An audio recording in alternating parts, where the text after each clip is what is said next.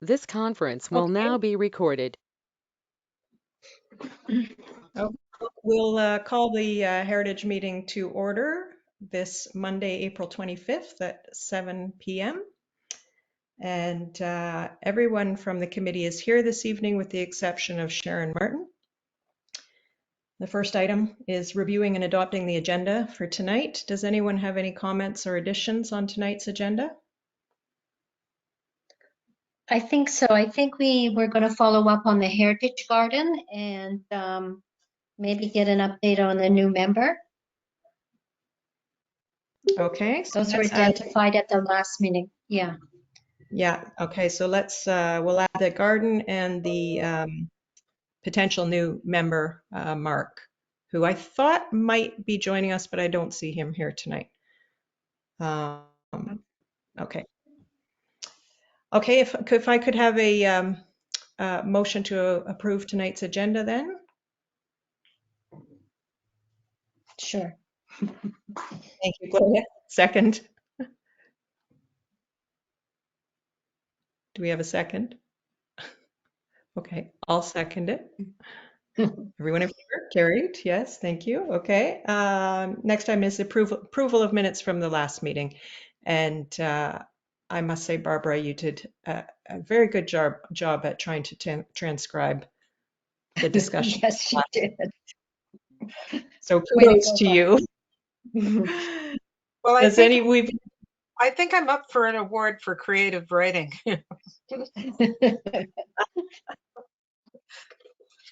All right. I hope that nobody has any further comment on your creative writing, but let's see. Does anyone want to make revisions to those minutes? Okay, if we could have a motion to approve them, please. Anyone? Gloria? Sure. Anyone? Sure. Thank you. And a second, please. It's hard to, I can't see anyone raising their hands. Barbara? Okay. All in favor? Yes. And carried? Yes. Thank you. Does anyone have any disclosure of pecuniary interest this evening? No, thank you. And the treasurer's report, Barbara? The only thing I have is that we have renewed our membership with the Community Heritage Ontario for $75, and I'm assuming that's gone out. Yes, okay, I think you're right about that. And I must say, of all the things that we are members of, I think there's only 2 or 3, or 3 or 4 maybe. That's the one that I think gives us the most useful information. Their newsletter is great, and it lets us read about what other heritage committees are doing. So I think that's the most important one to maintain a membership on. Good. Okay, no other transactions, right, Barbara? None as of yet. Okay. Okay, business arising from the previous minutes. I must say that this first item, municipal register update, is probably going to be it's sort of really the only substantive thing on the agenda tonight. Well, other than those 2 things you just added, Gloria, but before we added those, I thought this was really the meat of this meeting is to draft a resolution to council for revised list, which addresses the objection letters that we received for the register. So we have compiled a new list. Well, we actually did a resolution at the last meeting, but the list actually has been slightly updated. I think there's 3 or 4 changes on it since then. So I've drafted a resolution to submit the revised list to council. And I just jotted down some wording before the meeting. I'd like to propose that the resolution would say, the Mono Heritage Advisory Committee at its meeting of April 25th requests council consideration of the following. Update the Mono Heritage Advisory Committee resolution of advice to council dated March 30th by amending the list of properties for which an objection was received. So basically we're just submitting a new list with a few little tweaks on it since our last meeting. And that list has been circulated. Everybody has seen it. Does anyone have any comment or like to make any last-minute changes before it gets attached to this resolution? No. No. Okay, so so I guess we'll have a motion. I can make a motion to adopt that resolution. Could I have a seconder? Thank you, Barbara. All in favor? Okay, Aye. carried. Now, I think, I'm wondering if now should be the time to discuss the register, if anyone has any comments, or if John would like to comment or Fred would like to comment before we move on to the other items which are unrelated. So there are properties on the register that the committee is recommending don't come off. From those people who have filed objections, there are a number of properties that the committee is recommending staying on the list. So of course, this is going to go to council on May 10th. And I think council's intention is to discuss those properties and what a process might be to try to reconcile where council goes with those properties. Because clearly council's expressed a desire to not force anyone to stay on the list. However, there's the clear objectives of the act and trying to meet those objectives. And that's something that council's got to rationalize. And they're probably going to want to discuss that at the May 10th meeting. Mayor Krillman, does that sound like a reasonable assessment? I think so. About a week ago, I put a note out to council trying to give me some guidance on how we proceed on the 10th. You know, do we deal with these case by case? Do we have delegations by each of the individuals? Do we have a response by the committee to each of these applications to get off the list? Conference will now be recorded. Will now be recorded. Will now be recorded. Will now be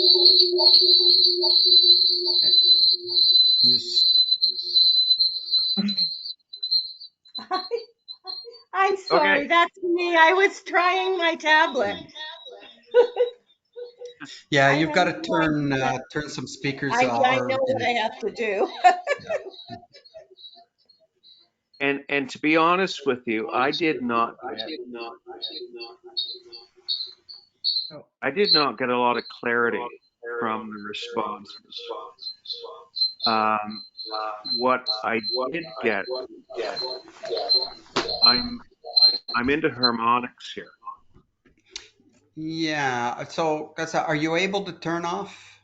Oh, looks like we Oh, got there, a that's couple done. off now. There we go. Yeah.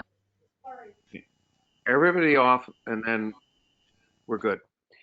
So what I got back from council was that we need to have a sort of general discussion about the principles behind the registry and the principles behind how one is identified for inclusion on the registry, and the principles insofar as how one applies to get off the registry.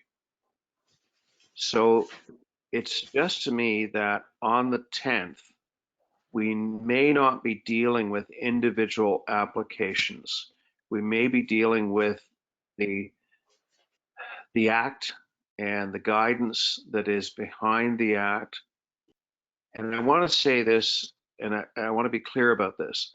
The committee has done a wonderful job, and they have identified properties to their best of ability, given, quite frankly, a lot of, unclear guidance.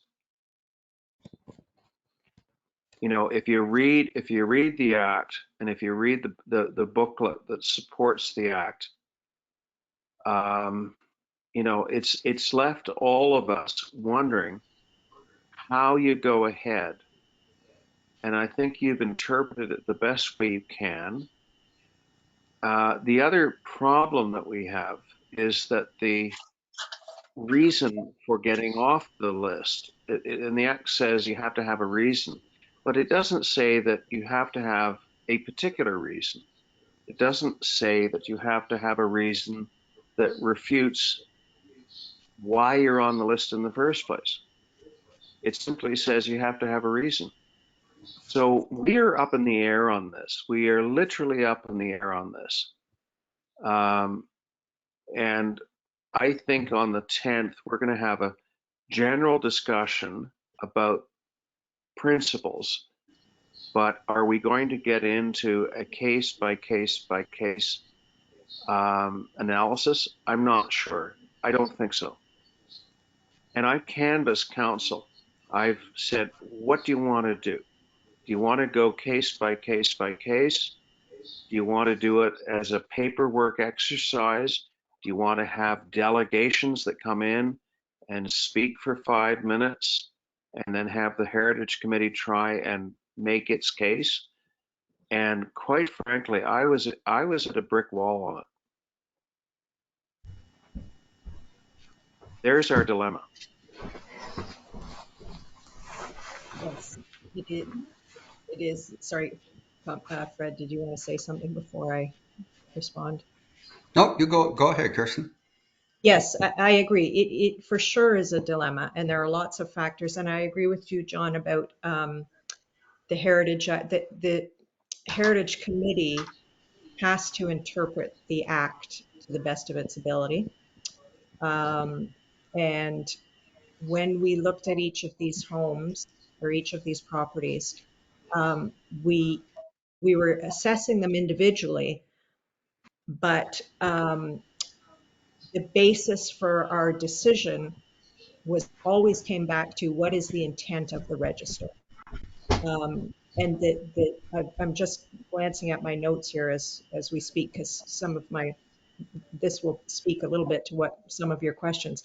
So the intent of our interpretation was that the intent of the register is to compile a list of properties that are deemed to have cultural heritage value to the town. And the idea is that those properties would be flagged to the town if they were ever slated for demolition. So being on the list, it allows these properties to be preemptively identified, so that there's time to make assessments on each one of them individually as an application came in. From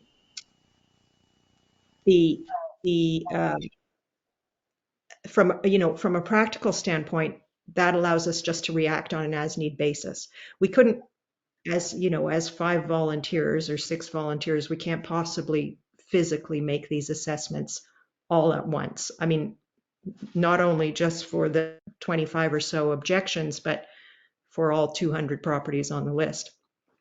So the intent of the register is it's almost like a big hopper that we just put everything into that might possibly have the potential for as heritage, significantly heritage, and then deal with them as they come up.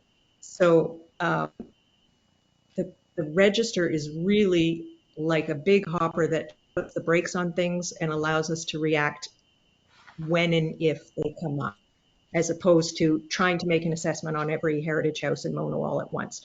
And in fact, even trying to make an assessment on the 25 objections all at once is a huge onerous task that would take months, which is in fact the thing that the register is trying to avoid. And again, I know, John, you know this, but I'm just saying this as a public comment that the Heritage Committee is an advisory committee, and obviously we are making those recommendations purely. Basically, our job was just to determine which of these buildings met the criteria, and this is what we've come up with. And obviously now it's up to council to decide whether they're in agreement with those assessments. There are other factors probably, but from our standpoint, all we had to do was determine if they met the criteria. And now that we've reviewed some of these objections, we determined that some of them could come off because of technical issues, like the green number wasn't transcribed properly, or in some cases the building that was put on the register didn't in fact meet the sorry, it wasn't even a heritage building. It was a replica. So I thought maybe a good way to as an example, I thought, well, heritage and cultural heritage is a bit of a gray area. It's not like math or accounting where the proof is in the pudding.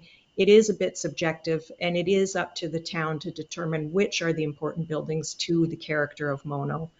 And I thought, as an example, I wanted to use the Rosemont Schoolhouse just it's an obvious and sort of extreme example, but it's good to use because it allows us to get to the ultimate conclusion to make this particular point. So, but let's say that the Rosemont Schoolhouse is representative of, it meets all the criteria to be on the register. So it's representative of all the homes that are on the register in the sense that it clearly meets the criteria.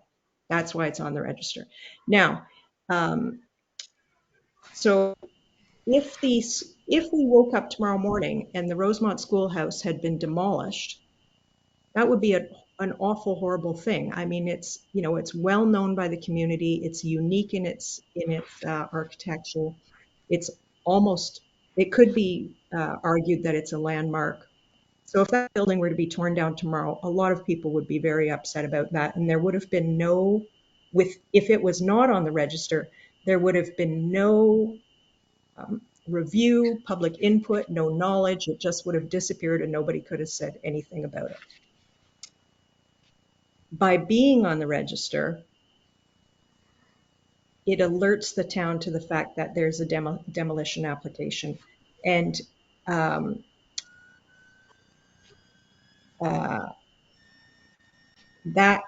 three things can happen by being on the register. As soon as we find out there's a demolition application, the first and gentlest approach would be to ask the owner if we can photograph the building, say we understand the building's going to be torn down, photograph the building for archive purposes.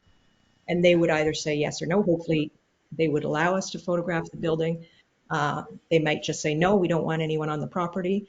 Then the next option would be for the Heritage Committee to try and convince the owner to maintain the building, not down, and maybe educate the owner about its importance to the community. And the owner may say, well, that's all fine and good. I understand that it's important to the community, but I own it and I'm going to tear it down anyway.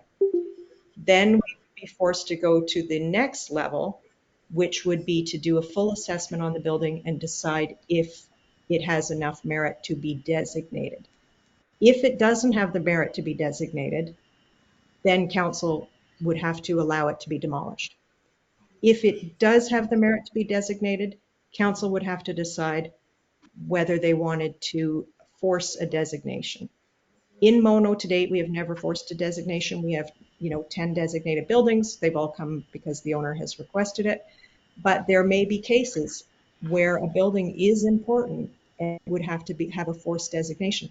That is, in fact, the whole point of the register, was to stop buildings from being demolished that were found out too late that they were important to the community.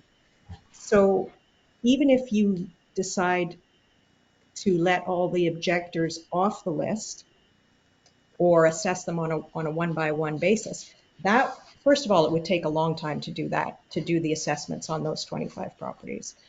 But secondly, it would force us into a position of having to decide in the moment whether a building should be designated or not. Because by taking it off the register, it means you have lost every opportunity to save that building from demolition.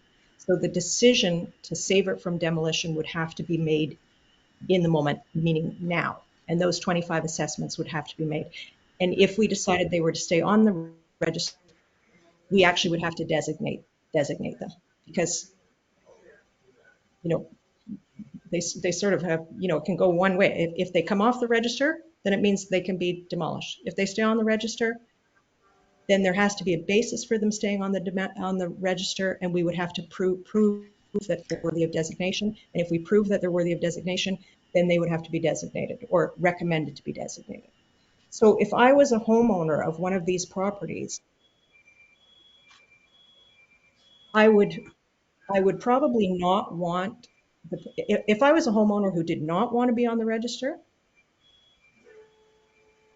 I would I mean, the building either meets the criteria or it doesn't, period. It's not subjective, particularly. In most cases, it's not subjective. And if I owned one of these properties, which I do actually, I own 2 properties that are on the register, I would, if I didn't want them on the register, I would not want the assessment done today on the chance that I might have to get it designated immediately, if it would be deemed to be worthy of designation. I would probably just let it sit on the register, and the likelihood that it would ever come to that point, that a designation might ever come to fruition, is probably not in my lifetime. So that's that's my run-on blurb. A little bit of explanation about why the register is important and how it works, and why it's not just a decision about, a one-off decision about each of these objections. They all meet the criteria, so it's more of a decision about the theory behind it.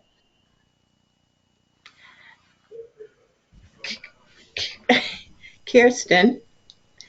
Yes. Kirsten, hi. I'm sorry. I have no idea what's happened to my camera. I haven't been on Zoom for a few weeks. Everybody's meeting in person. But That's I okay. would We just can like hear to you. say that in addition to what you've said, we have a registry already, do we not? There, in previous times, it's only with a recent government decision that we have to send the letters and tell everybody. So if you're presenting to council, and saying, okay, these are the ones on it. What about the ones that have been registered and are on the registry? And do those homeowners also then get a chance to say, yay, I don't, or nay, I don't want to be on it? Right. And anyone who's on the register can send in a letter of objection at any time. They can send it in tomorrow or 10 years. There's no time frame. And But they we don't have know, done, I think, maybe. well, I think they do actually, because you're right. It's only lately that we are required to advise the homeowners. But in the last 2 rounds of the register, we did advise them out of the goodness of our heart because it seemed like the right thing to do. But we didn't have this kind of response. Well, we had a public meeting last time because it wasn't during COVID, and a number of people showed up. But ultimately there was no fallout from that public meeting. But anyway, to questions, yes, in the past, previous registers, the owners all have been notified. But not because we were required, just because we thought it was the nice thing to do. So, and we have followed, as a committee, we have followed the process set out by the Heritage Act, to the T. And I think we've made good, fair, and reasonable assessments about all these buildings and whether they meet the criteria or not. I don't think there's any question about whether they meet the criteria. And in fact, I must say, of all the objection letters that we received, there was, I think, only 1 or 2 that actually addressed the criteria, point by point. And one of them, I believe, made valid points, and we've removed it, and the other one, we were in disagreement with their points, and so we've asked for them to stay on. But most people did not, in fact, address the criteria. They just said, we don't want to be on, and didn't give any explanation. Madam Chair, So, our, okay. our And dilemma, our I'm dilemma sorry. is that the objection doesn't have to address the criteria. The objection simply has to be an objection. When you read the act, it simply says you can object. It doesn't say what you're objecting to. And that's our problem. And I call it the Trump effect. There's a whole bunch of people out there who don't want to be on any list, and they don't want any government intrusion, and they don't care about this stuff. They don't want to have to be forced to eat lima beans and Brussels sprouts. And that's what we're up against here. You know, that's what we're up against here. And we're also up against the fact that this is a sort of an interesting process to the extent that in the past we may well have included people prior to putting them on a list. And frankly, the legislation should require that, but it doesn't. It simply says to you, with ill-defined criteria, you make it up as you go, you do your best, and you've done your best, and you've done everything with the best intentions, and people end up on the list, and they're still objecting for all kinds of reasons. And our problem as a council is that when they come to us, if they say to us, well, I just get to object, but I don't need to give you a reason, and I've fulfilled the intent of the legislation, what do we do? That's a good point, John. I think if they don't, you're right. If they're not required to refute the criteria and they just object They're for not. the sake of objecting, right? Because they have, yeah, because they have, maybe they have other reasons they don't want to be on. Then I think council needs to decide whether, when you make a decision about whether someone should come off, regardless of why they come off, doesn't matter for why they want to come off, doesn't matter why they want to come off, they don't meet the criteria or they just don't want to be on, doesn't matter. For whatever reason they want to come off, and council needs to decide whether to let them off. And I think the basis for that decision always has to come back to the intent of the register, which is this a house that if we found out tomorrow it was going to be demolished, would we want time to investigate it to see if it should be designated? Because if you just let someone off because they want to be off, that means they're off for good and they can demolish their house tomorrow and there is no mechanism. So, counselor, if I was a counselor, I would say, well, is this a house that we as a council think is contributes to the historical character of Moncton? Because So, once you let them off, that house can be demolished. so going back to the example that you gave of the schoolhouse on Highway 89, I think we would be hard pressed not to think that that should be designated, not simply on a register, but designated, Yes. because it's one of a kind. Okay, there's nothing like it in Moncton. So I think it becomes incumbent upon us to convince the owner to participate in that process. And it may be, incumbent upon us to convince other owners to become engaged in a designation process, mindful of the fact that the fallback is going on the registry. And you've had great success in talking people out of their position that they're opposed to being on the registry. And they're cool with it. They're fine. I know a few of them. And a lot of it comes down to education and talk and, like, I wouldn't say coercion, but basically saying, hey, the only penalty here is a 6-month cooling off period with regard to demolition. That's it, period. We're 6 not weeks, telling you what, 6 weeks?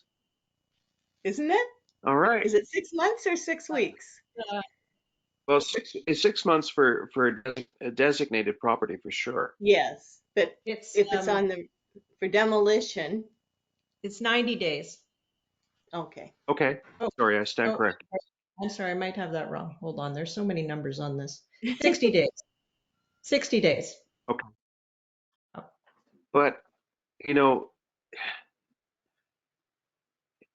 I know a number of people on that list, and they are never say die. Okay, they just don't want to be on that list, and yeah. they don't even feel they have to give a reason. But the problem is, I keep going back to the legislation, and I wish it said that you have to give a reason related to why you are on the list. It doesn't even say that. And at the end of the day, there's going to be a very strong letter coming from me and or council to the government saying, clean this mess up. Mhm. Your heritage committees, they're left in the dark on this stuff. And you do the best you can. You're trying to figure this thing out.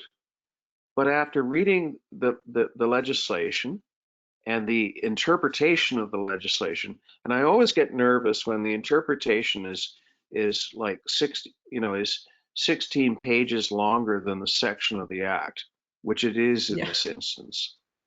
Yeah. And you're trying to figure it out, and the word old does not even come into play. Yeah. Okay. And old and unique does not come into play, which in my view it should. And you're left to interpret this and figure it out on your own. And then you take all this grief from people, and you've taken an enormous amount of grief that you don't deserve and you didn't sign up for. Um, this needs to be addressed. But I'm just here to say that on the 10th,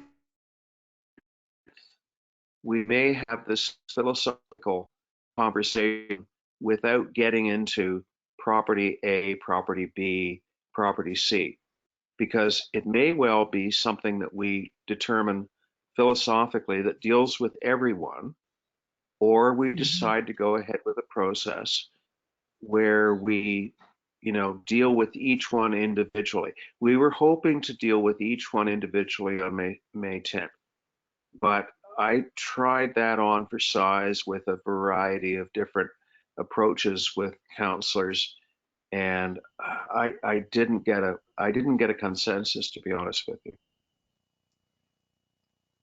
So the process goes on a little longer, is what I'm here to say tonight. Right. Well, I think, just speaking from the mandate of the Heritage Committee, I think, all we can do is do the task we were tasked with, was to figure out if these Absolutely. buildings meet the criteria. Yes. Done that. I totally understand council's conundrum. Um, and I think, and it is heritage, like I said, it is somewhat subjective because it talks about whether these buildings contribute to the character of Mono and the historical character of Mono. And, every farmhouse contributes to the historical character of Mono. All the farmhouses as a whole represent our character here.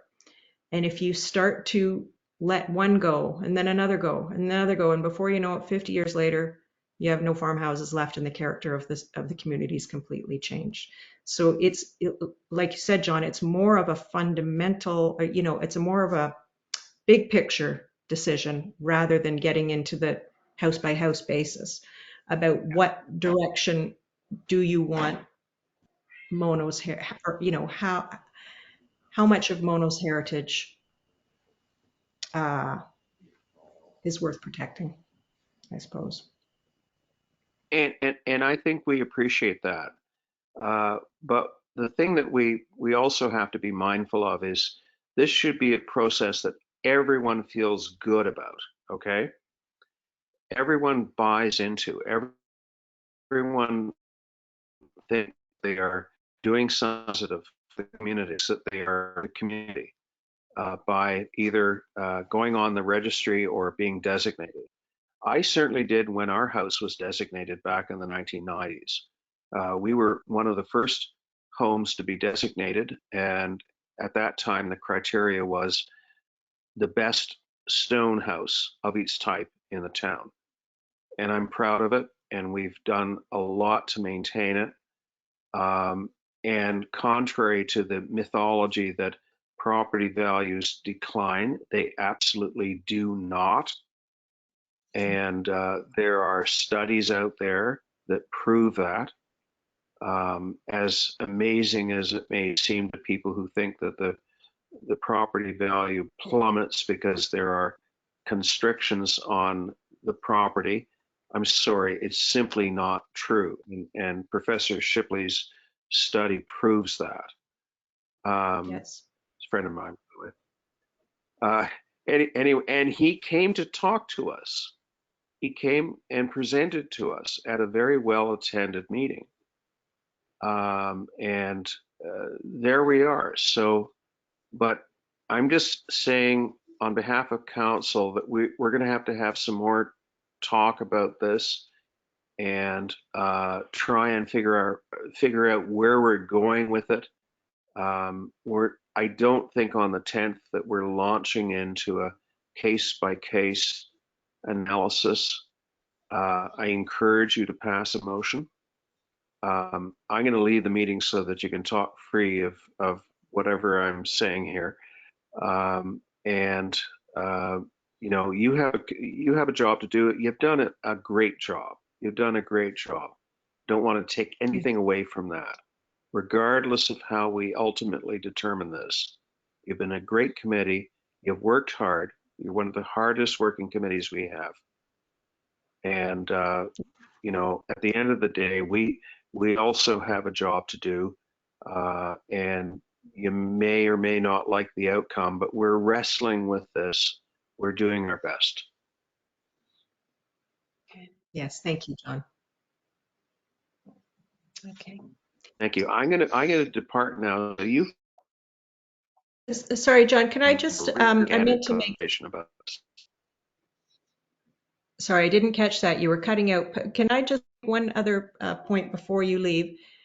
In the interim between our last round of register additions and this round, 5 of the buildings that were slated to go on the register were demolished. So I just thought that, yeah. That's good to know. So did they sad fall to see down that. or were they actually physically No, demolished? they were actively demolished. Yeah. Okay, that's good to know. The other thing, if I can, before I leave, I have always thought that we should have a recognition program for property owners who historically,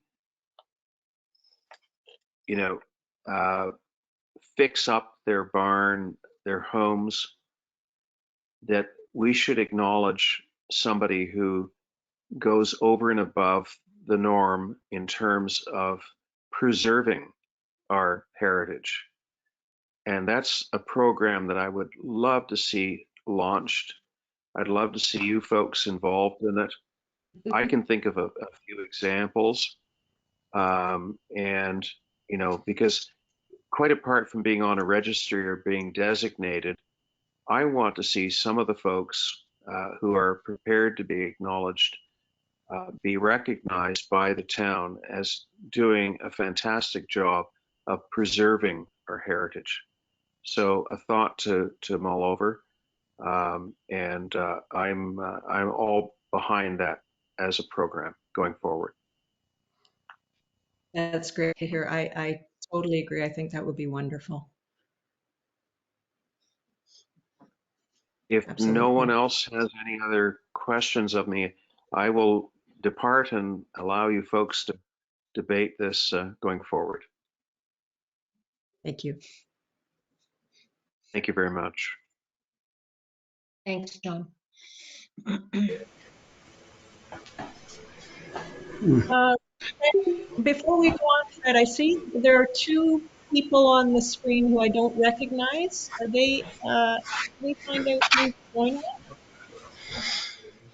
Yeah, I don't know who they are. I take it, Cassette, neither of them as you signed in a second time. No, I know I you're, should be me. yeah, okay. So we do have two people. If you wish to identify yourself, that would be wonderful. It's not mandatory, but we always like to know, who's participating or at least tuning into the meeting. So one is letter I and the other's letter D. Do you care to say hello?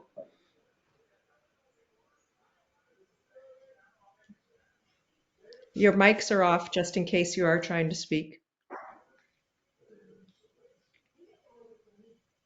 Always nice to know who's in the room with us.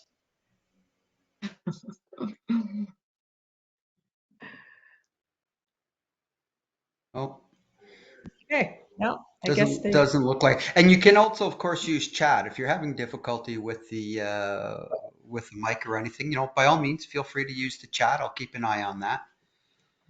So, yeah, I know some of our members aren't comfortable having anonymous people in the meeting. It would be nice if they could identify themselves. So, uh,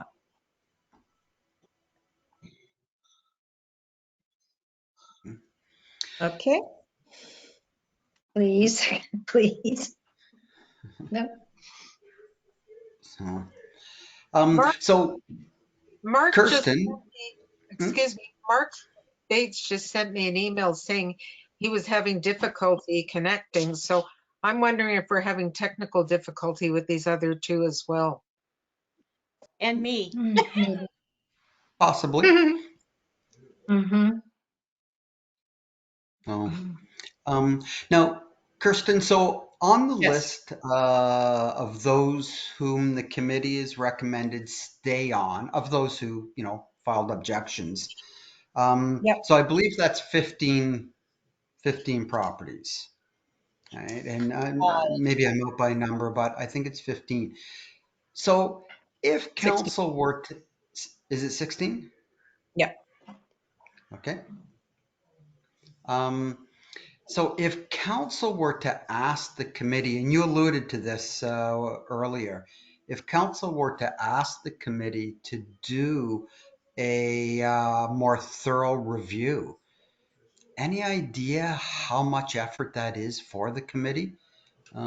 Because before council were to give such direction, they probably should know exactly what they're asking of their committee if that's what they're going to ask. Yes, good point. Well, to make a thorough review about whether a house should stay on the register, it's basically what we're determining. If they need to stay on the register, it means that they have the potential to meet the criteria for designation. So an assessment would be very thorough. Uh, It would definitely take a month or two. Um, if that means if they were all done sequentially, that would be 16 months or longer. Um, if we divvied them up, maybe we could do it in half that time or less, but it would be difficult to do it faster than that, Right. I So think. it's a big project. Yes. Now, And I is guess there any there's cost the involved as well? Not just time, but is there cost involved with that as well? good question. I don't think so. All museum, normally the museum will give us, won't charge us. However, if we task them with 16 properties, they might feel differently and say, oh, for that, there's a charge. So, Now, I guess um, it's possible, but you would never know until actually you do it, that yeah, early in a review process, it might be determined that a property doesn't meet the threshold for designation. But again, you have no idea in advance whether all the properties require the full review or not. So, Yes. but you're talking potentially a year or more Yeah, to quite do that. possibly.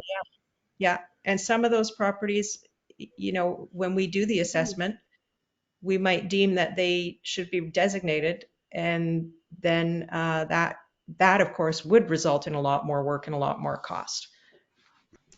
So there's And that as well. even if we go in and do a further assessment, I think the issue with council is that, I mean, are they going to say, okay, you don't have to have your house on? What difference is it going to make? I just get the feeling that we're ready to just take everybody off who sent a letter. Council. So we can designate, we can go out and do more and more and more investigation, but is the result going to be the same? Well, I think that anybody who wants to come off, if or when it came right down, we would have to do an assessment to see if they should be designated. I don't know if that answers your question, Cassette. I don't think council is going to, have everybody come off, but obviously I don't know that. But it's a Um, very long process. yeah, to assess everybody. And it would go through the museum? Well, the museum does a lot of work to support this information, because we would have to investigate the properties and see if there's any history. I mean, there's sort of two components. There's the visual component, Right. determining the actual status of the physical structure, but then there's also um, the part you can't see, which is the history of Cultural. Yeah. the people who've lived there, the deed of the land, all that sort of Yeah. stuff that's in the archives. So both those things need to be taken into account. And that's a big job for the archives, for the Yeah, archivist. right. If she's doing it once every couple years, there's no charge. But if we came in and said we want to do all 16 of these properties, well, I imagine she would charge for that. Is there a way of, can we ask her? I Uh, know. sure, we can. Yeah, I know what her answer will be. So, but again, these are things that could color council's decision, and the Yeah, more information they have. Yeah.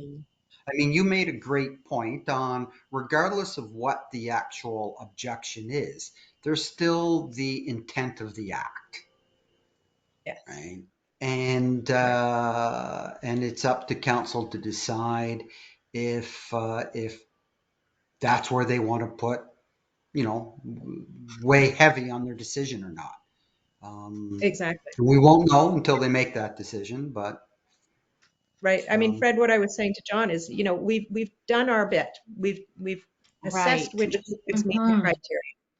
And We've you're done right, it. yeah, council, and I feel very confident in our decisions. I think that we can defend every house on there as meeting the criteria quite easily.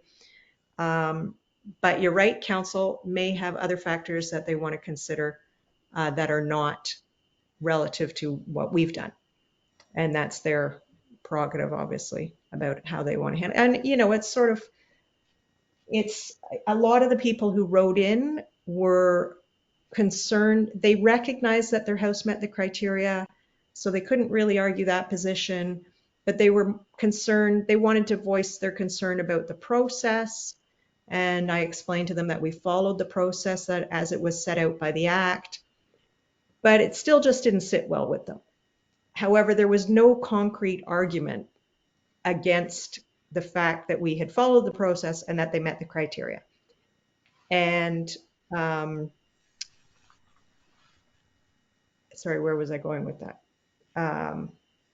Yes, and so it was more just them actually objecting to the Heritage Act itself, mandating this thing that we do. And so it was almost like, we've done what the province told us to do, and we did it the way we were supposed to do it.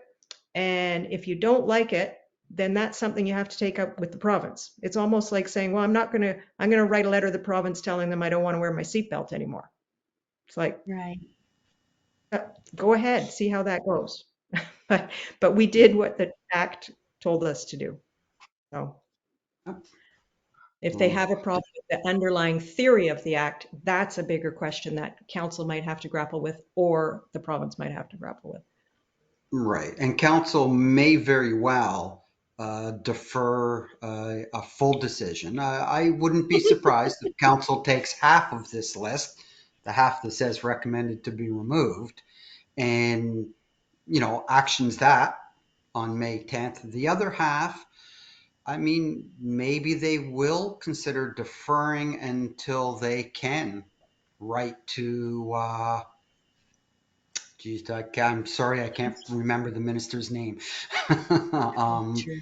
But who knows? I think you made a good point, though, earlier that those who are objecting for reasons that may not be because of what the act is trying to achieve, if council directs and asks the committee to do a more thorough investigation, may not work in those landowners' favor. I thought that was an interesting point that you made, that if the committee then feels that, yes, those properties should be designated, as you said, something that might not have happened in their lifetime or when they own the building, might Yeah.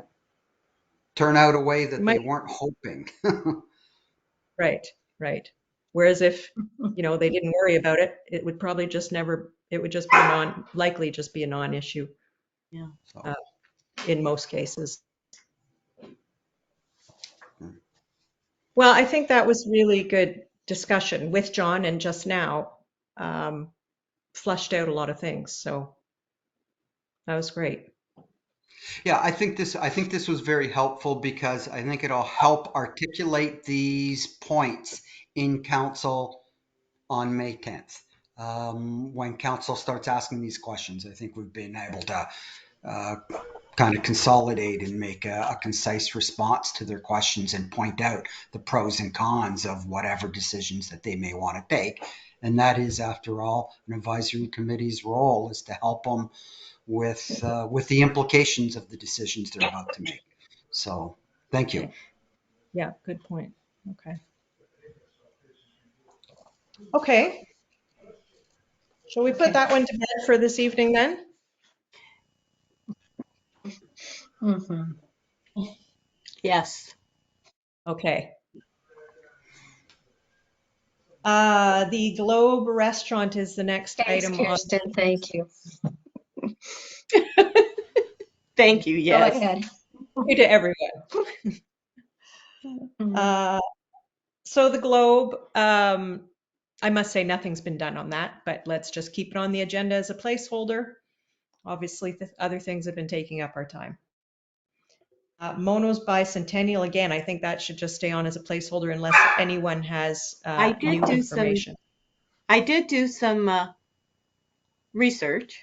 Actually, I called the archives. I called Laura, and she said, "Oh, well, we sent all that to Mono." So then Fred was kind enough to send it to me, and when I said thank you to Cheyenne, it all disappeared. So she actually sent it to me twice with a Oh, separate email to thank. Anyway, the information that's on the town website, I think it's still there, about the history of Mono is pretty much the same as in all the documents that were scanned and sent to me. So um, there's sort of two different things happening. There's Mono, the township, and then the town of Mono, and then there's Mono Center. And Mono Center, the date for the settlement for Mono Center was 1823, pretty much established. And Steve Brown in one of the documents said that was the date he would go with. It was a year or two, I think, after the first settlement, but that's when it was done. And then Mono, the town of Mono, was originally part of when they wanted to start governing. It was part of Simcoe, and then Simcoe and Wellington when they got bigger and more urban, I guess they split, and then Mono came, and that's the 1850. I think it's 1850 is that date for the establishment of Mono. And then there's 1999. So there's actually 3 dates. But if you're looking at 2023, I believe you're talking about Mono Center. Okay. Okay. Hmm. So then I guess the question is, do we want to talk about doing anything to celebrate next year, just the hamlet of Mono Center? And I mean, we don't need to talk about it right now, but maybe we No, keep it but on the agenda, something to explore. okay. Yeah. If it's Mono Center, I wonder if Elaine Keel would be interested in, because she's, of course, has that small museum at her office in Mono Center. Yeah, that would be a good idea. I think it would be more of a Mono Center thing to sort of set up than for the Heritage Committee, but maybe a banner across the road or something celebrating it, or a sign or something Yeah. of that nature. Yeah. Well, we did have, we had Mono's Big Day Out in Mono Center a few years ago. And maybe maybe they resurrect that just with a different angle Yeah. and more of a stage Yeah. angle or something. But maybe there is some sort of venti type thing. Yeah, there's some neat ideas we can explore around that, depending on how much time and energy people have to put into something like that, whether it be us or the people who live there. It seems more like a Mono Center thing than a Heritage Committee thing to organize. Yeah. I see a delegation to the Recreation Advisory Committee coming up. Perfect. By the Heritage Committee, I mean, Yeah, right? that's Get their buy-in. That's right. And then we could do the township of Mono in 2025. That would be Exactly. 75. 100, 275 or 100, 175, Yeah. which Oh, is 175. a sesquicentennial, I believe. 70. No, yeah, right. Just a second. 175. Right. 1850 to 2025. Right. And Mono Center would be Sorry, don't 200. my math. Okay. Would be 200 in 23. Yeah. Yeah. Okay. I mean, it'd be neat to, with the internet these days, put out a call to all the people who have ever lived in Mono Center. Well, one of the documents said when they had their 100 year, when they had the centennial in, what would that have been now, 1923, there were 1,000 people who came. Yeah, and they had a big picnic. Wow. Apparently it was Oh quite a do. Oh Yeah, my that's pretty goodness. neat. Really neat. Well, Barbara, if you could just capture those dates in the minutes for us so that Will do. anyone any public reading them can pick up on those dates, since there was some debate about it. Yeah. I'm glad to hear what's on the website is at least somewhat close to being accurate, because I wrote that for Keith McNenly about 7 or 8 years ago. Yeah. He asked me to dig into that. Good. Okay, next item that we added was the Heritage Garden. Gloria? Did you have more? In Sharon's absence, I think you were the next person in charge of the garden aspect, weren't you? Being oh, we can't hear you. No, I was a helper. A helper. Okay. I was a helper, an assistant. Yeah, we haven't met because she's been away, the weather, and so there's no update. We haven't done anything together, but we'll get on with it. So that's the update. We'll keep Okay. it on the agenda for next meeting then. Yes, please. The next item was our prospective new member, Mark Bates. And I think the question there, Fred, is Mark has expressed that he wants to join. What is now that, he sat in on a meeting, he sussed us out, we sussed him out. He wants to join.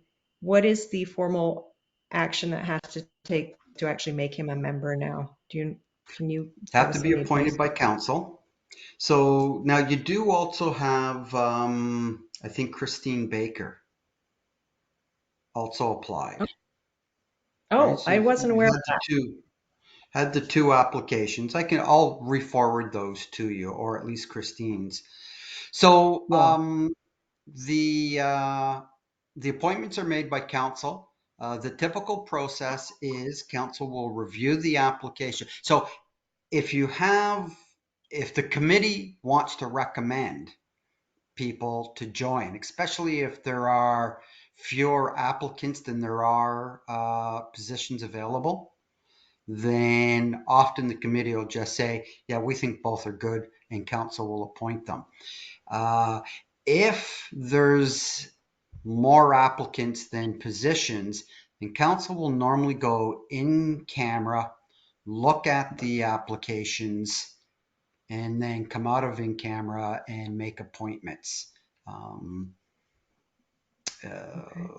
for example, you're going to see that tomorrow for the Recreation Advisory Committee, which, by the way, I think, yes, he did. Mark Bates applied I for think that that was committee, well. and that committee recommended him along with a second person, and they have two vacancies. So they'll probably both be appointed. Now, if you get him onto the Heritage Committee, you've just got your delegation to work with that committee. So But the first he step didn't is for take, them to fill out the application, right? He's done what's that. that? Yeah, He's he's done done. that. But the first step is he's done that. Okay. And so is Yeah. Christine Baker. So they've completed Okay. applications. The committee can review those. Again, the applications and any review wouldn't be in public because that's personal information. But I'm trying to remember how many openings there are two vacancies, aren't there, on the committee at the moment? Well, we have to have a minimum of 5 members, which Right. we have right now. But we definitely need to. We're cutting it very close, and we need to get as many members as possible. So I think we would take any applications as long as they were, serious applications of people who had Right. some interest in heritage. And I haven't looked at the council policy on committees because that'll state the maximum number that is on the committee. I'd have to look that up. I was trying to find it here, but I didn't. Okay. But Fred, assuming there's room for 2. Fred, I noticed when I was reading the agenda for the next council meeting, Kim wrote a letter asking the council accept Mark on the committee. Do we have to do that as well? I think it's a good idea. It's not mandatory. It'll save the clerk from having to write one. And the clerk tends to try Well, to get other people to write his memos for him whenever possible. So, Fred, do we write it as a letter or in a memo format, or what do we need to do next to get? What do we need to do next to move Mark's application along? You can either pass a resolution of advice to council, or you can send an email on behalf of council if the committee has discussed it. Send it to the clerk, and the clerk will write the memo. Which either method works. Resolution of advice, or just say, yes, we have reviewed the applications, and we would be happy to have either appointed to the committee. Okay, Or that's both. great. We'll do that. All right. Barbara, how do you feel about sending that email? Do you mind doing that? You think you could? I just talked you out of Not a at all. memo, I didn't thought I? I would just copy. No, what I'll do is I'll take a look at how Kim did it and I'll just change the names. Good Okay. plan. See, that's Whatever's the easy. advantage of a committee that has staff. Maybe that's the next thing the committee has to do is ask for a staff person be appointed. That'd be nice. Well, maybe if you can forward to us Christine's application, and I'm assuming that it'll be fine and that we will accept her. And maybe Barbara, just hold off till we've seen it and we'll do both of them at the same time. We'll Okay, put them, I will you know, take care of that. Great, thank you. Good.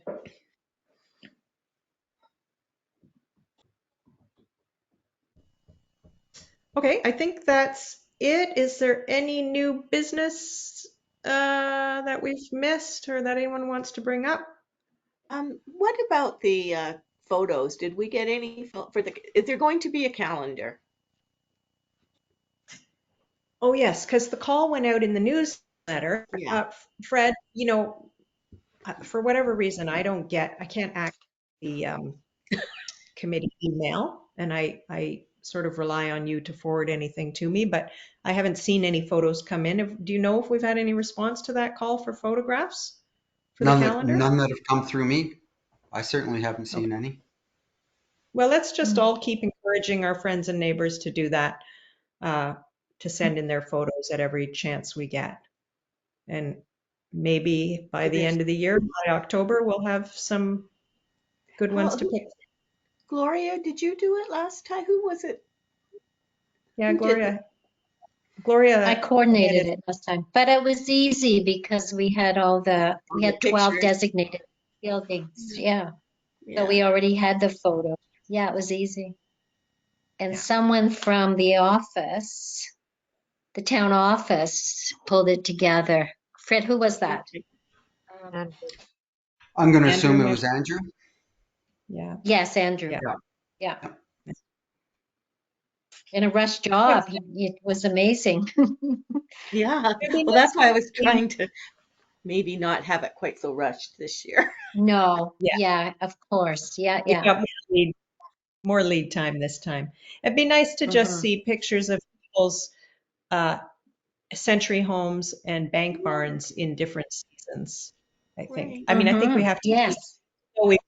you know, our last calendar had the heritage homes, but we still, being the heritage committee, we still want to have heritage structures in Mhm. Exactly. pictures. Exactly.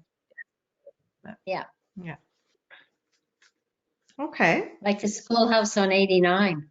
Mhm. Mhm. And I imagine people must have beautiful pictures of their bank barns. In fact, you know, we could even conceivably do a calendar of bank barns, like just gorgeous pictures of people's old Yeah. bank barns through the, Yes, you know, yes. Okay. that might, mono. Get on that. Yeah. yeah, barns of Mono, exactly. Okay. Good. Well, let's just keep encouraging people to send them in every chance we get, because we don't want to get caught Yes. 6 months from now without anything. So, okay, our And I next just meeting. mailed that application. Thank So- you.